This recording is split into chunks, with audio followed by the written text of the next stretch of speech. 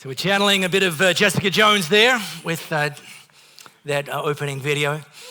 Launching a brand new series. Today it's going to be a 3-week series called, as the video suggested, Overcomer. And we're going to look at 3 key areas that in our modern Western cultural context can be things that actually keep us down and keep us from experiencing God's best. Starting today, actually, with a message I'm going to talk about overcoming the curse of comparison. So I wonder if some of you may have ever found yourself liking the home that you live in until you sat down and opened the domain or the realestate.com.au app and started swiping by some nearby houses, you know? Well, my kitchen sucks. My lounge room sucks. My outdoor alfresco entertaining area sucks. And comparing where we're at and where we're living with where other people are at and where they're living. Or maybe you've liked your car until the guy at work turned up with the newest, fastest, fully sickest car, and all of a sudden your car didn't quite come up to speed. Maybe just in general liking your life until you open Instagram and started scrolling and everyone's posting their highlight reels and you're thinking, yeah, okay, turns out my life isn't so great after all. Comparison kills contentment. And this isn't actually the first time I've taught about comparison. In fact, maybe 10 years ago, it might have been a topic we would cover every 2 or 3 years. But the reality is that it's never been easier in the history of Western society than it is today to compare ourselves with other people. Yes, the obvious protagonist is social media. And as I mentioned, people only post their highlight reel where you have to live your own life behind the scenes. You get to see how your sausage is made and doesn't always look as pretty as it does in the showroom window. So we teach about it more often, but actually there's another protagonist which may be a little bit sneakier. It's what's generically referred to as reality TV. And can I just state for the record, there is very little reality surrounding reality TV. Reality TV is produced by producers, written by writers, edited by editors, directed by directors, and the so-called reality TV people are actually just the talent who deliver scripted content. There's very little reality around reality TV, but if we don't realize that, we can look at some of these very glammed up snapshots of these so-called reality people and compare ourselves to them and find ourselves discontent. 9 Life, there's a classic, seems harmless enough until you realize that Chip and Joanna Gaines have not come to your house and upped your shiplap content anytime recently. They might as well call 9 Life better than your life as their little marketing slogan and just wipe our nose in it, call it what it is.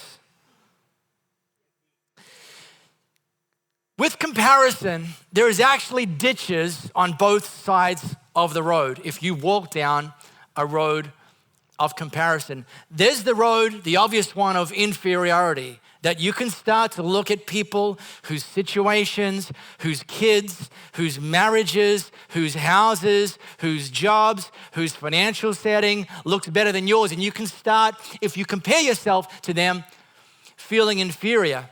There's also a ditch on the other side of the road, and this maybe isn't either as obvious or we're not necessarily always as willing to admit it, is that comparison can even, in some cases, cause a superiority complex to pop up.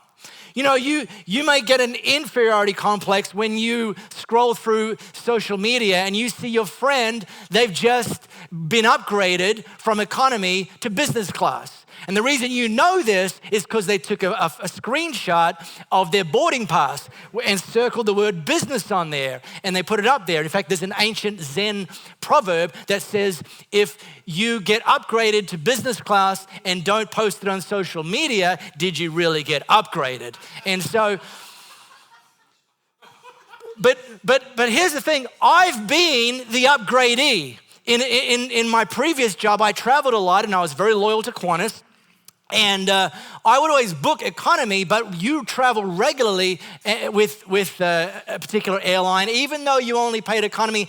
As and when they need to bump somebody up, you actually rise to the top of the pile. And so I would reasonably often find myself upgraded into business class. And so with business class, you get to board first, calling the business class passengers to line up in the left gate while the rest of you peasants can wait outside.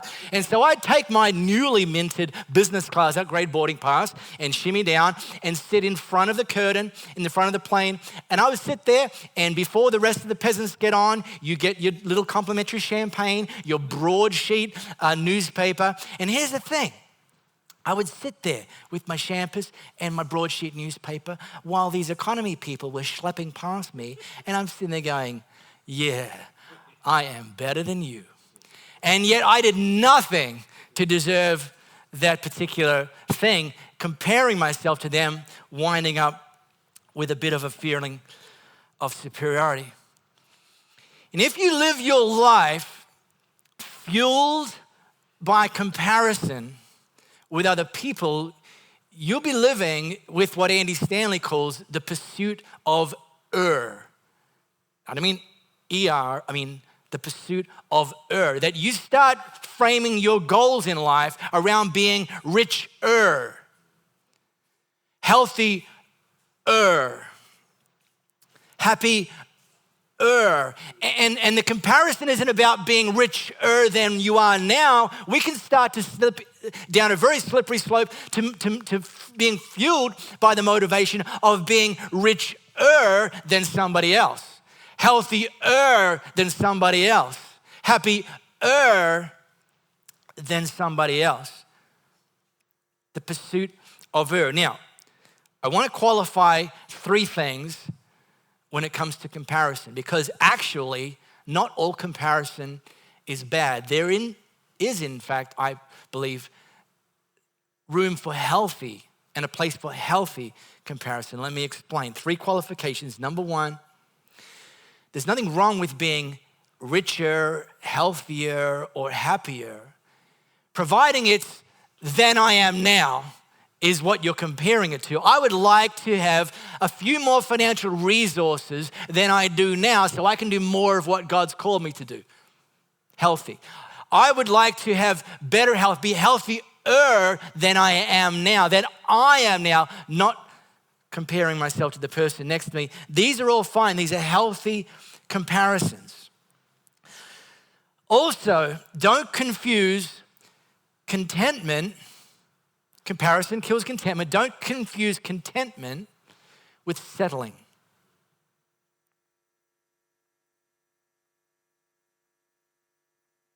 See, with God, there's always more. God is the God who is more than enough. God is the God who is able to do immeasurably more than you can even ask for or imagine. God is the God who is the provider. God is the God who is the source, and he's never going to run out and he's never going to run dry. With God, there's always more. So we don't actually ever have to settle. We don't actually ever have to settle for less than God's best in any area of life. There's always more. We don't ever have to settle. Yet, we often find ourselves in the waiting room between where we are and where God's called us to be. The waiting room between where we are and the promise that God's put in front of us. And the risk is to settle, but we're not meant to settle. And yet what we can find ourselves doing is while we're in the waiting room is starting to feel discontent. But there's a difference between settling and contentment. Settling often has to do with our circumstances. Our circumstances aren't where they're meant to be, aren't where God's promised they're going to be. And so we settle and we go, well, it's probably never going to happen for me. Well, I'll just, kind of camp out here. It's better than, something. Whereas contentment isn't actually linked to our circumstances. Contentment is actually linked to a peace that resides on the inside of us. A peace that God's Spirit brings to us. A peace that we can even have in the midst of bad circumstances or less than God's best circumstances. There's a difference between contentment and settling. You might currently be renting. The house you're living in isn't your own, you're renting. And you have a promise, you have a dream, you have a goal that one day you're going to own your own home. fantastic. You don't have to settle to live the rest of your life renting if that's not where God's called you to be, but you can have a contentment in the current season and circumstance you're in while you're renting.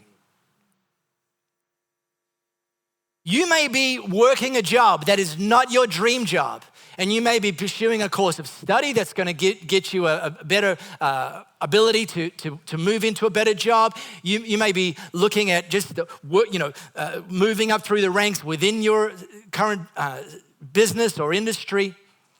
You don't have to settle, but you can be content while you're doing the thing that you're doing. Because there's purpose, and God can find and fashion purpose in every season and in every circumstance. You don't have to settle. Louis and I like to have a bit of land where I live. I like to have a little bit of outdoor space because I like to grow things that you can eat, vegetables, fruits, and so on and so forth. And we moved back to Perth 8 years ago, having been interstate for a short time. And the house that we bought was built in the backyard of the original house, and they just brick paved the whole thing around us. So we had no land, and we lived there for nearly 6-7 years. And I got to tell you, I went stir crazy when I just started thinking about my need for some land. I didn't need a McMansion. I just wanted some land because I just wanted to be able to grow some stuff that I can eat. And we didn't give up the dream of being able to buy a house with some land. We didn't settle for less than this thing that we wanted to do. And yet, we didn't live discontent in the time that we were in that house either. We asked ourselves the question, God, how can you use us? Give us insight, give us strategies, help us see how we can not just live content, but actually be used by God, because you can have contentment when you're not yet where God's called you to be. You can also have purpose in that season as well. And so we led an Elevate group every year in that home, and it was cozy, but it worked.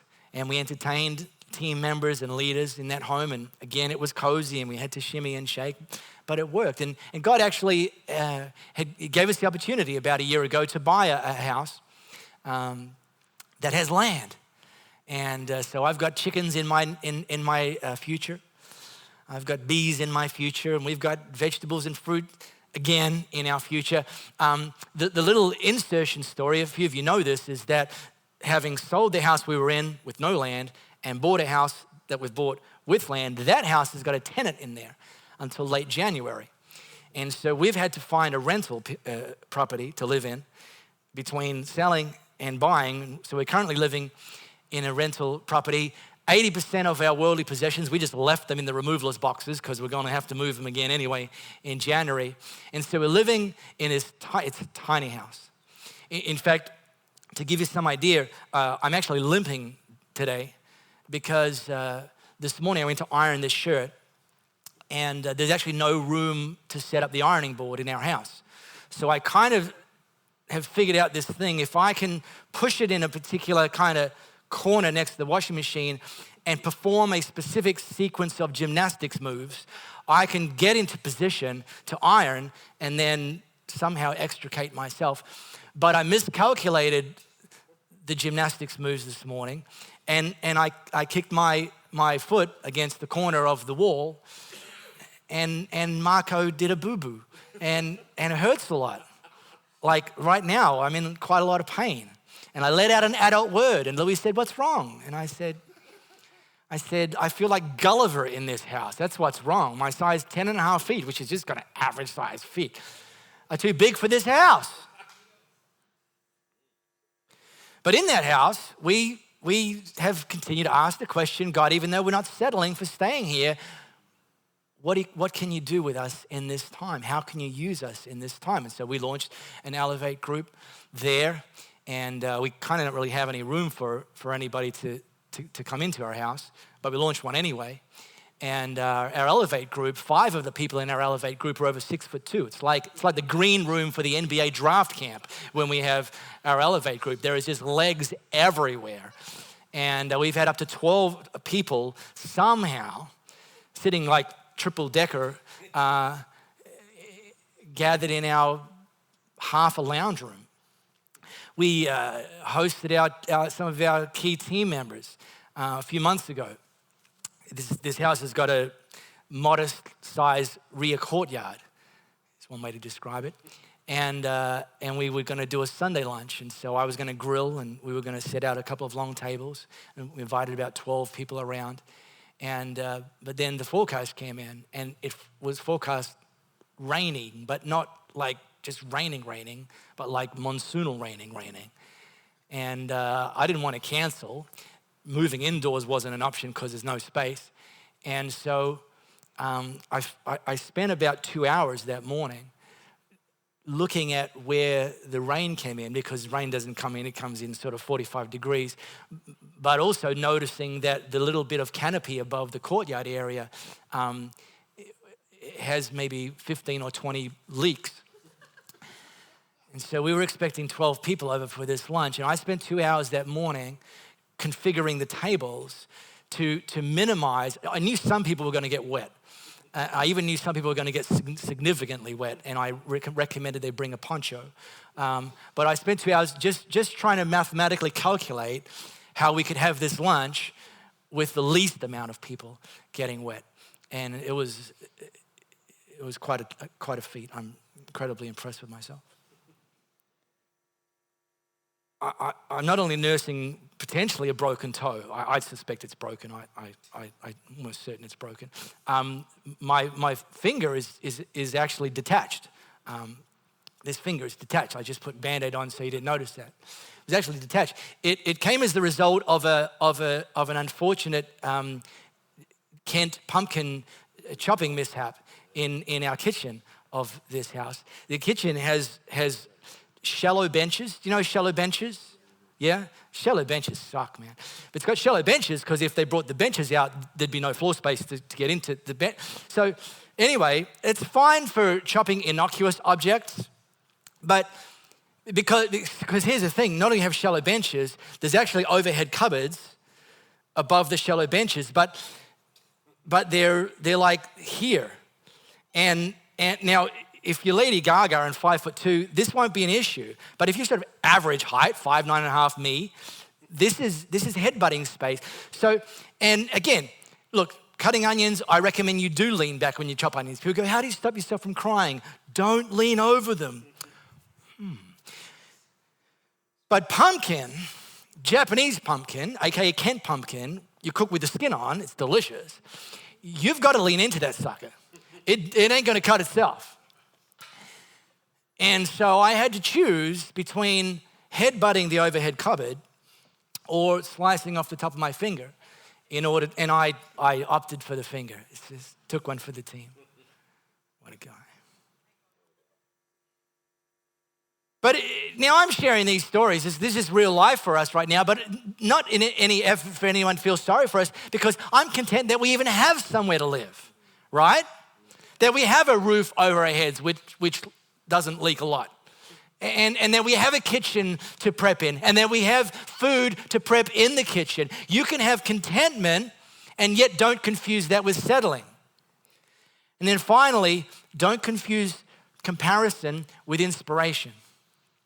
Now, as a church leader in this day and age, it can be real easy to become discontent because you see churches that the preacher is better, and the crowd is bigger, and the projectors are shinier, and the lights move more, and it's not just me that's seeing that sort of stuff, it's you that's seeing that sort of stuff. And then I could even be sitting at home getting discontent, comparing myself and Elevate with some of these big shiny churches, and even wondering, bloody hell, I hope none of our people see this stuff. They're gonna think we really suck.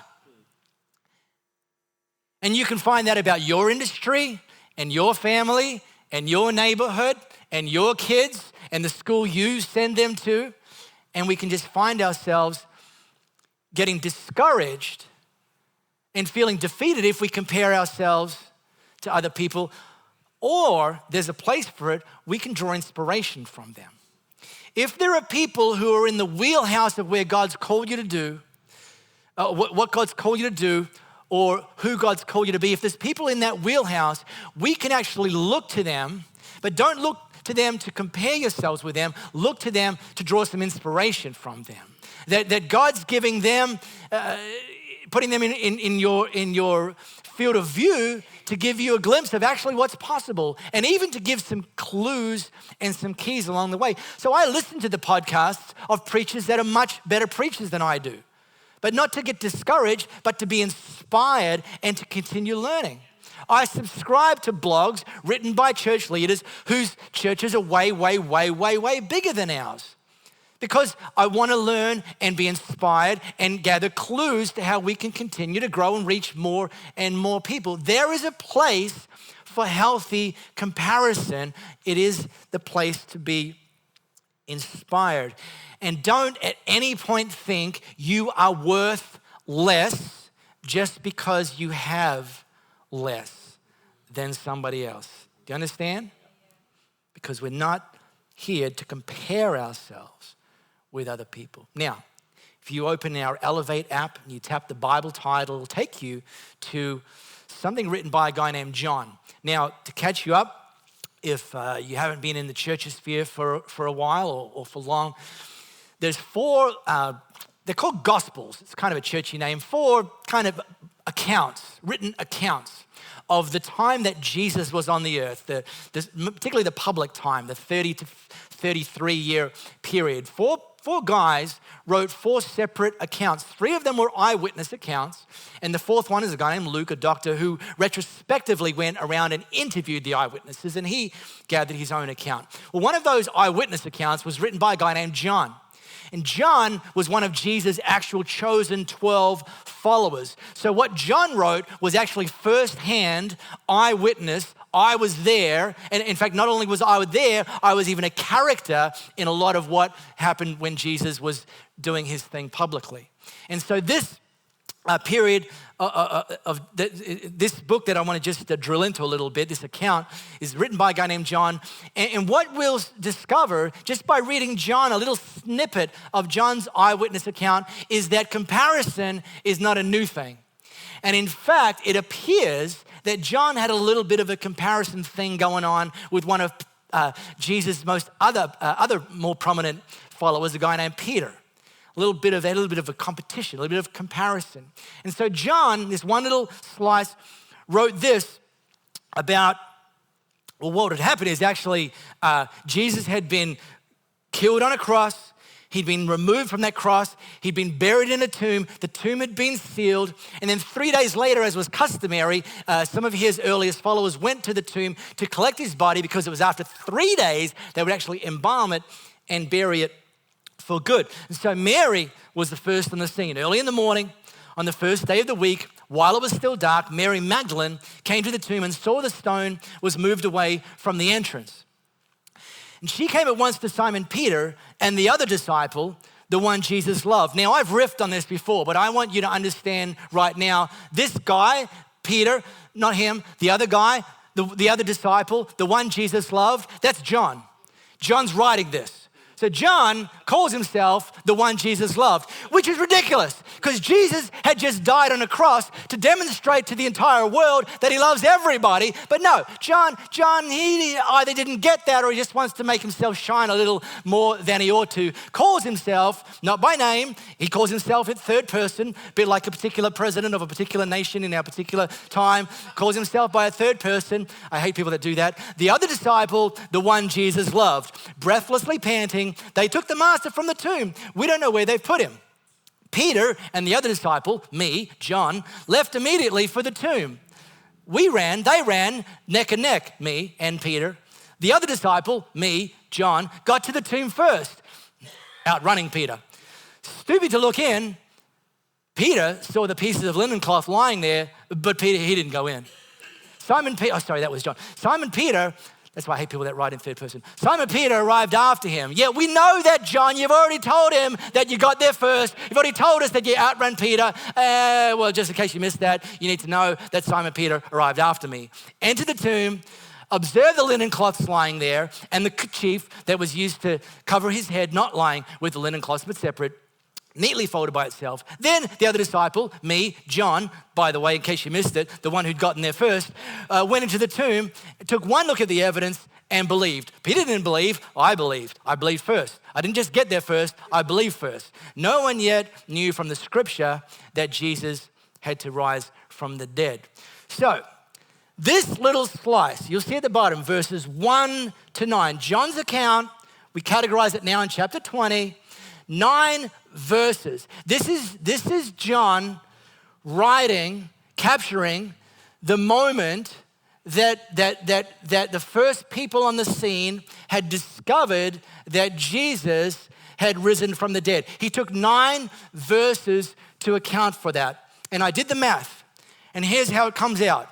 In his 9 verses, there's 1 reference to being the one that Jesus loved, 3 references to them seeing the tomb was empty, and 3 references to John's superior foot speed.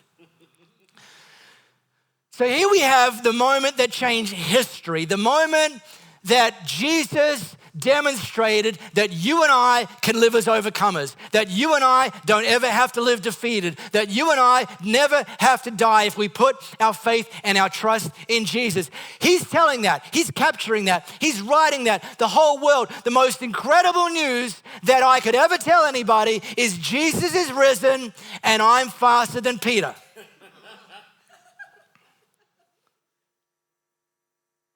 And you think, well, he might have just been having that little inferiority complex. Maybe Peter had rubbed his nose in something before. I don't know. Maybe just, he was having a moment. Well, let's keep reading. So what had happened is they thought Jesus was going to be the one that overturned the empire, the Roman Empire, who was holding them essentially captives as Jewish people. They thought that he was going to come, the king that God had promised. And yet what actually happened is Jesus was killed. And that's not what's meant to happen. Eternal kings aren't meant to die, or so they thought. And so immediately after they found the tomb was empty, they didn't all assume that it was Jesus had risen from the dead. They actually figured that the authorities had removed his body and were going to start parading him around the town and actually asking people, have you seen the people that used to hang around with Jesus? So they thought their life was under threat, and so they hid in a room, locked themselves inside, well, at least for a while. Then after that while, they did come out of that room, but they went back to what they used to do. Most of them used to be fishermen before Jesus called them to come and be his closest followers.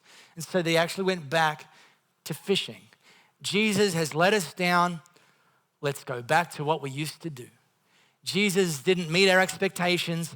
Let's go back to the old things that we've always done. And this is a little bit of bonus content. It's not the main point I want to make this morning, but it's a bit of bonus content because if we're not careful, we can find ourselves doing that exact same thing.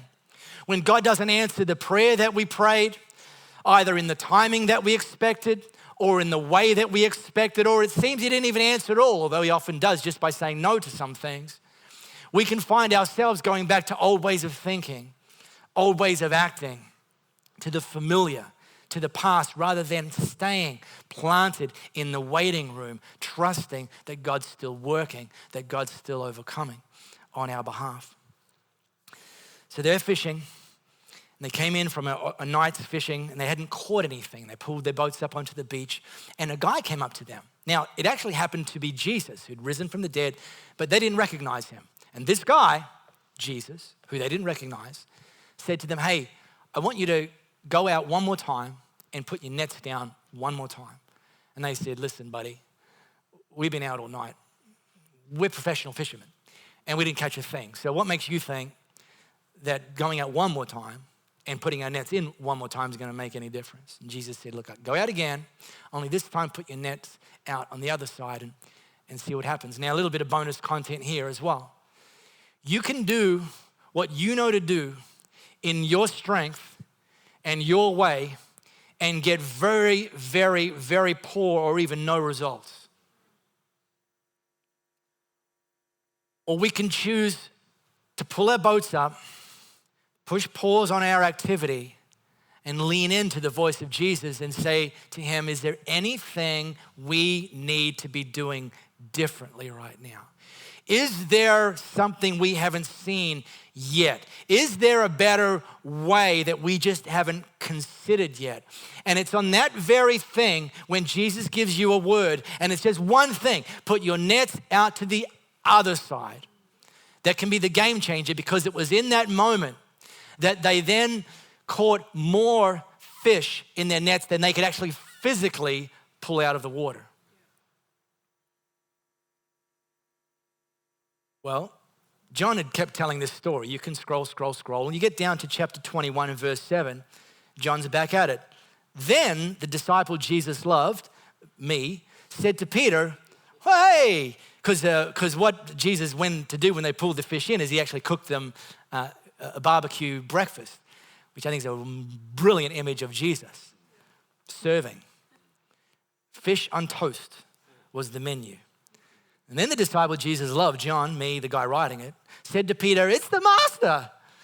When Simon Peter realized that it was the master, he threw on some clothes, for he was stripped for work, and dove into the sea. See, John wanted us again to know, and wanted the world to know, that Jesus had risen and that he recognized Jesus first.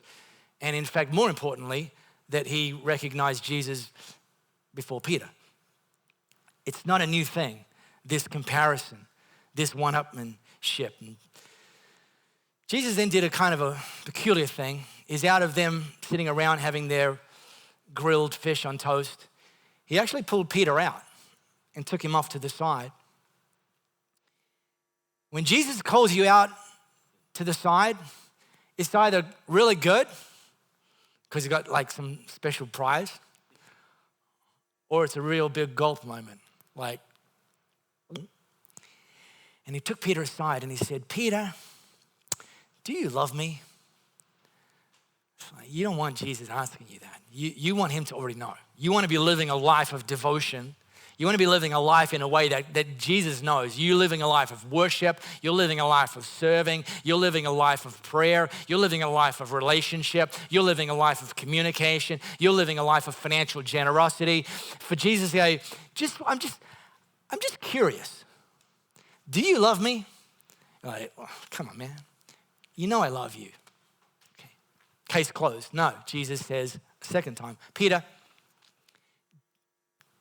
do you love me? And Peter's like, Jesus, you know I love you. And then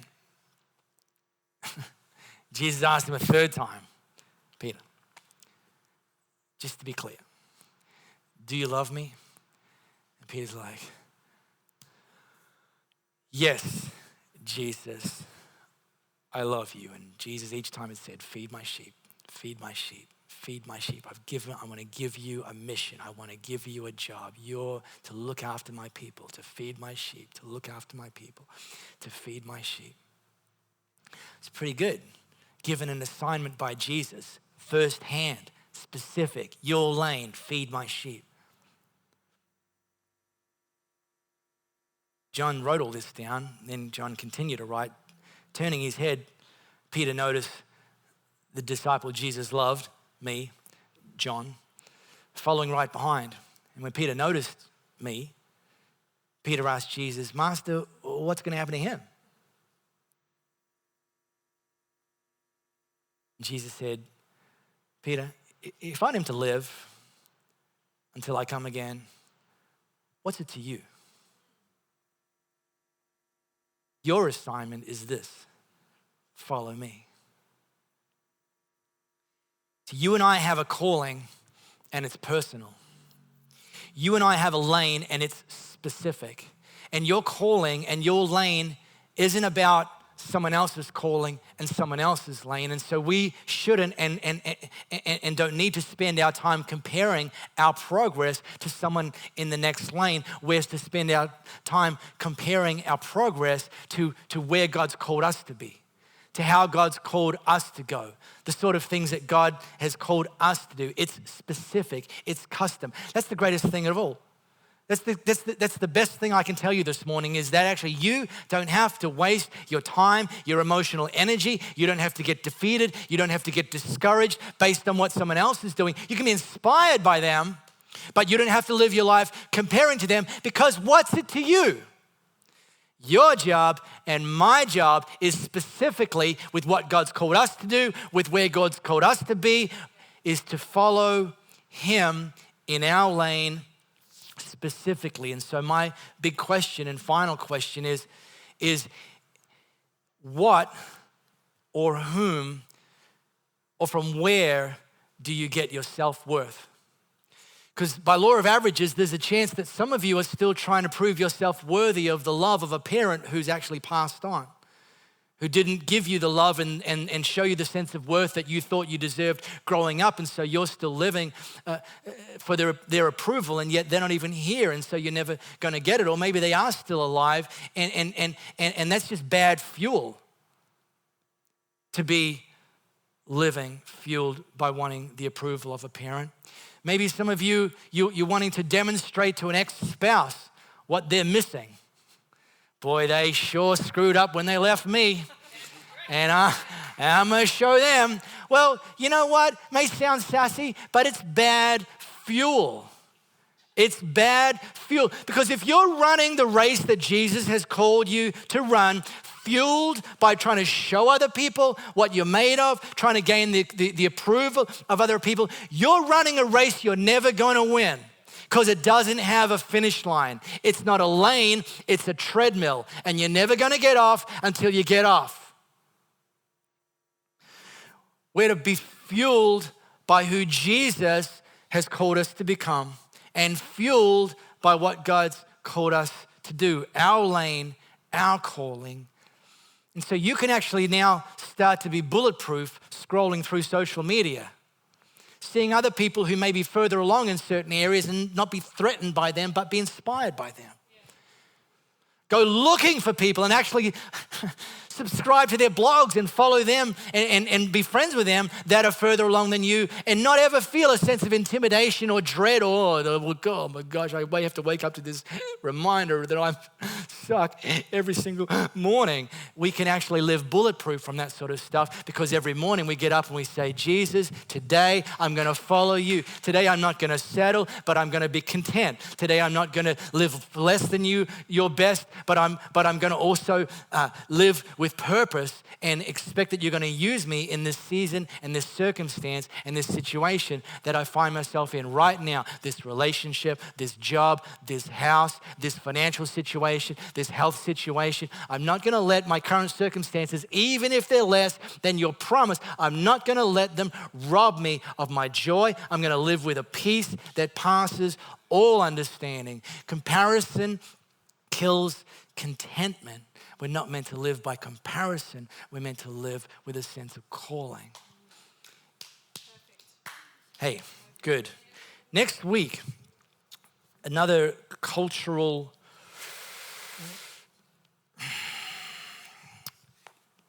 minefield that I'm going to talk about is overcoming the comfort of apathy.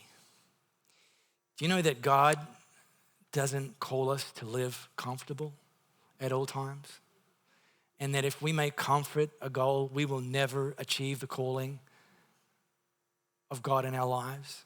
If we live trying to avoid discomfort, we'll never achieve and fulfill the calling God's called in our lives. So I'm going to talk about that next week, how we can overcome the comfort of apathy. So be here. Great Mondays begin on Sundays. Bring someone and let's see God speak to them and speak to us as we continue to follow him.